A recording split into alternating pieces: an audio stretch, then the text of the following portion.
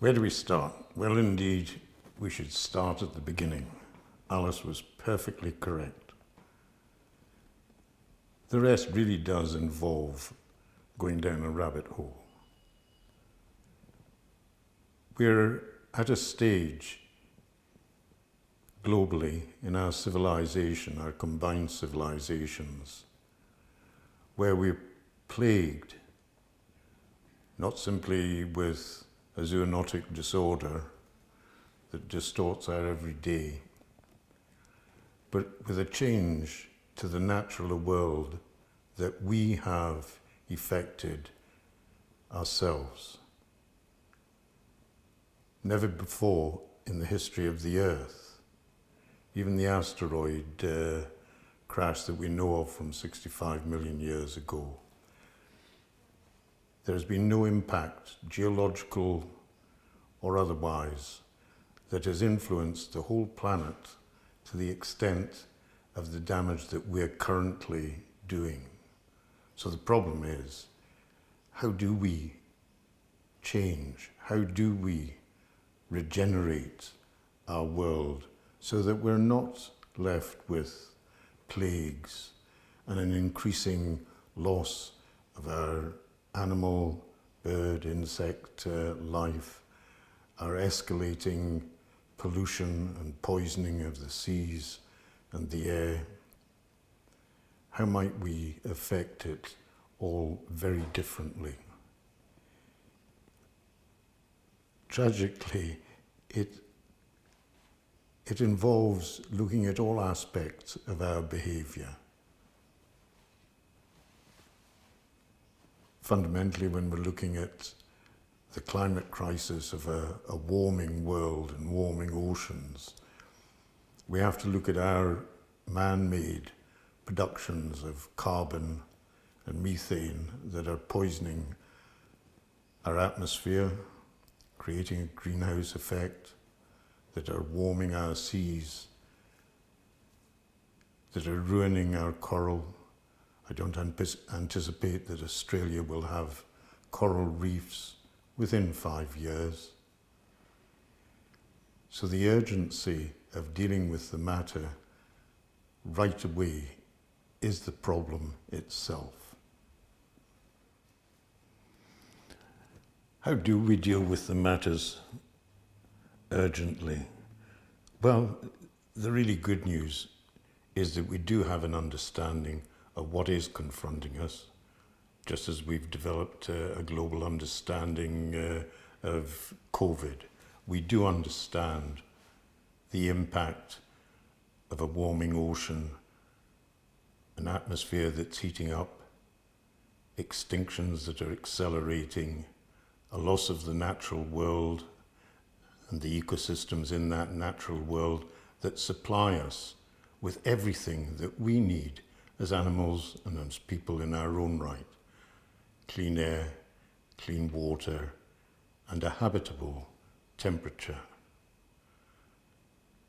We know what is the cause of our current catastrophic climate changes, but in order to effect an improvement, a regenerative perspective, we need to look at our political systems and our economic systems, but perhaps more importantly, we need to look at the impact on individuals throughout the world, so that whatever we pursue in terms of remedies for our mistakes, the impact of that is distributed generally.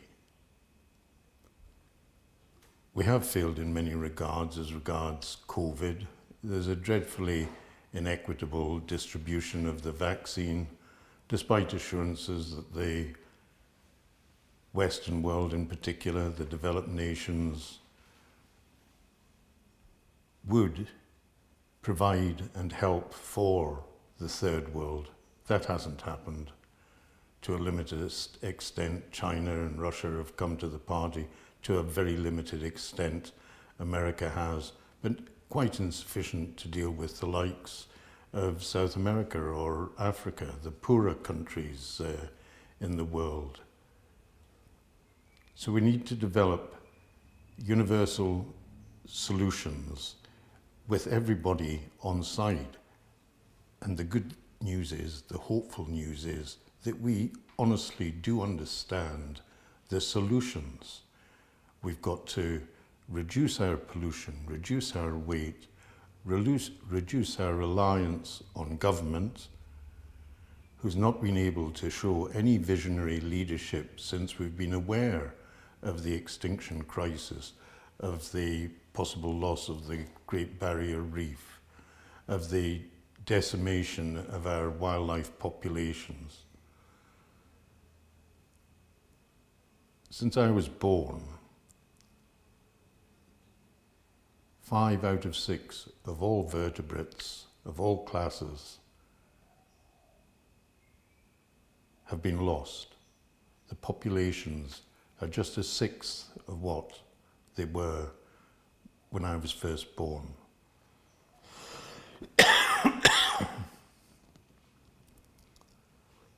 When I was born 75 years ago at the end of the Second World War, that's when the problems really started. We became more avaricious, more greedy. Everything started to accelerate. The globalization of the world's economies, the increasing scale of the corporate world, the extractive nature of our approach to the natural world, as if it was our dominion. All of that has accelerated, along with temperature changes, carbon dioxide levels, acidification of the oceans, and their pollution. So how do we go about truly allowing the world to change, to regenerate our natural world? We know it bounces back very quickly. I've devoted my life to regenerating sclerophyll forest and rainforest. It comes back within a matter of a few years. We know fisheries can rebound just as quickly.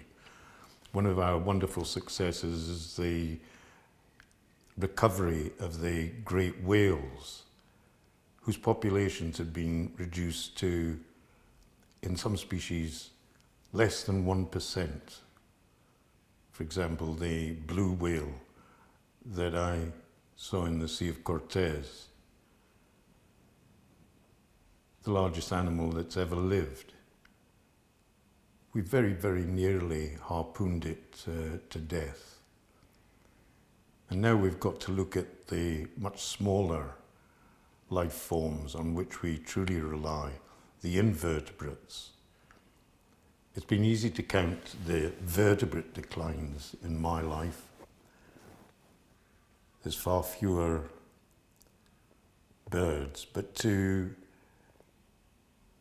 take stock of the invertebrate life is inordinately difficult.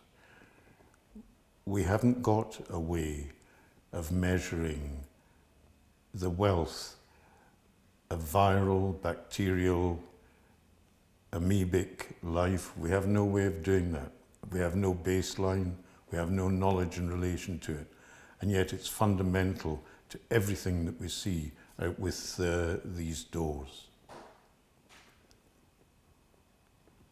But when we do get indicators, such as the recent documented collapse in the moth populations of the tropical jungles of the world, the overall biomass of insects in Germany, and what is common knowledge to most people that they no longer see swarms of insects around their outside lights. They no longer get filthy windscreens from simply driving anywhere in the world in the evening.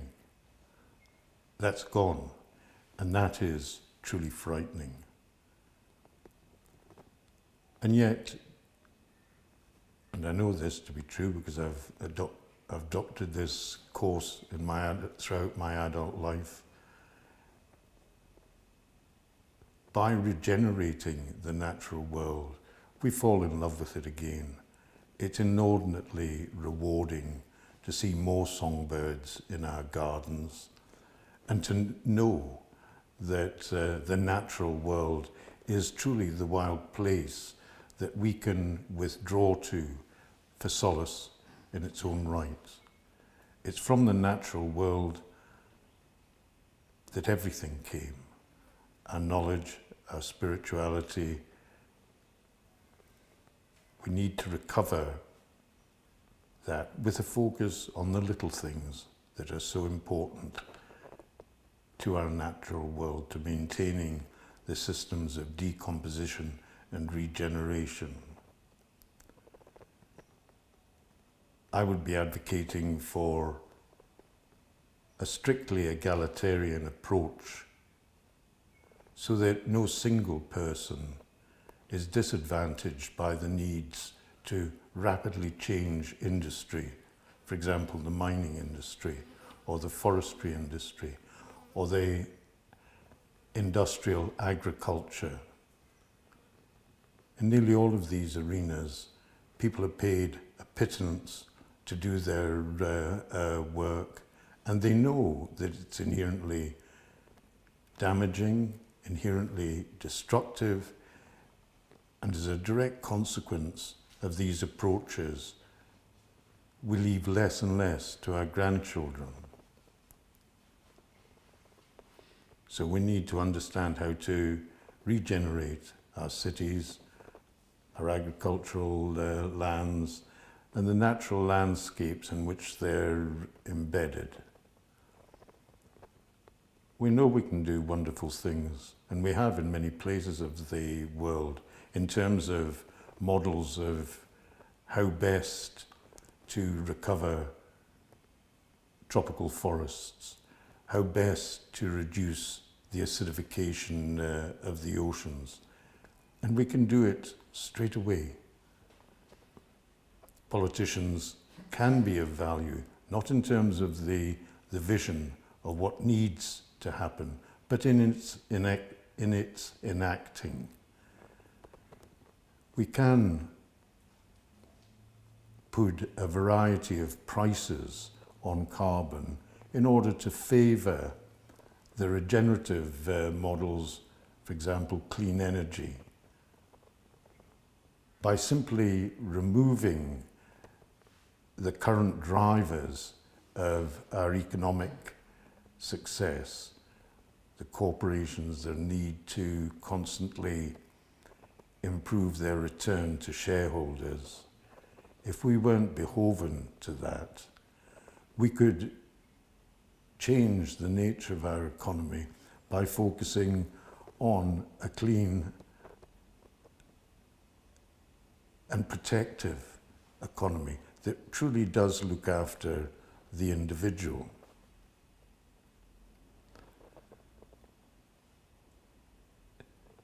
There are some truly lovely examples throughout the world. Costa Rica laments the fact that it is only 99% green in its production of electricity. Costa Rica laments that they don't have the monies to pursue electrical cars. But they don't, in their egalitarian model, go courting the large companies who obviate the need for paying taxes by allocating their monies in such a way that they're not traceable. Costa Rica wouldn't stand for that. They know it's inherently unfair, and it's ostensibly corrupt through the lobbying by such industries as the Monsanto that produces glyphosate, which is dropped in millions of tons across the world at an annual level. Monsanto, if it was working in Costa Rica, would have to declare its income and the profits that it made within that country.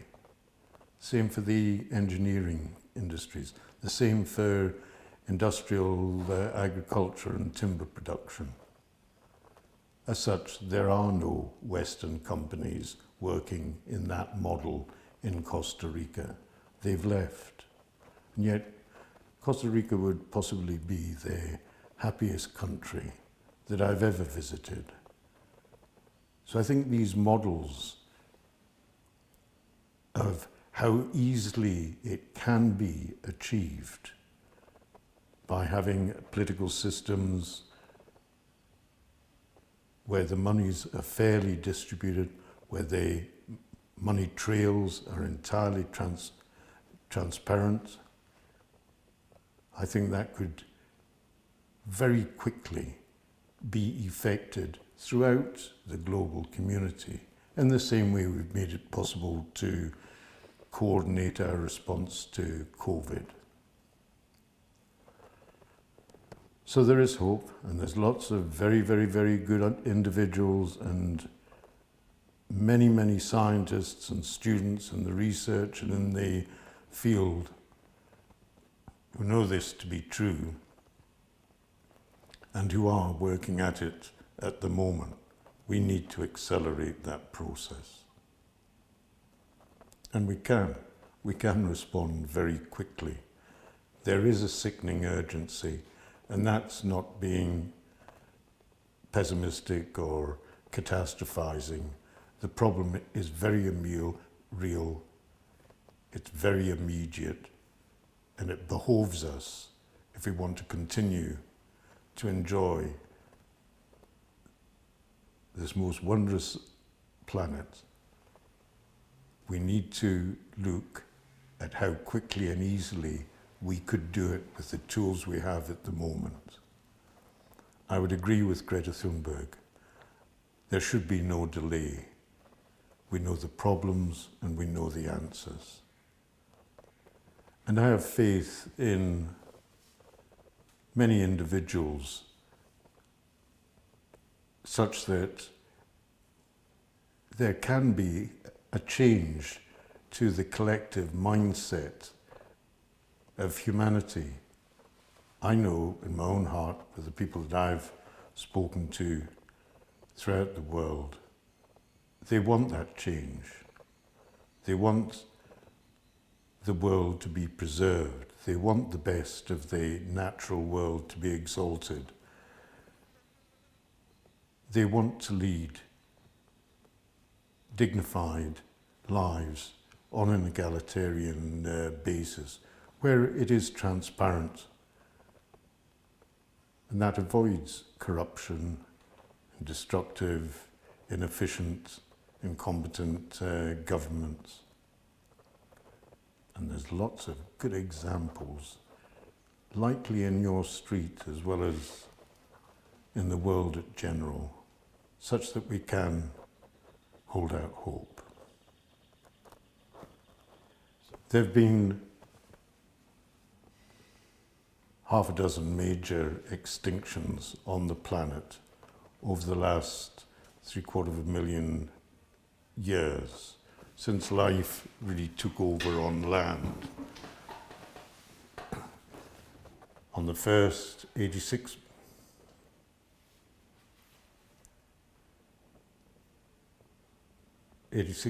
of species were lost.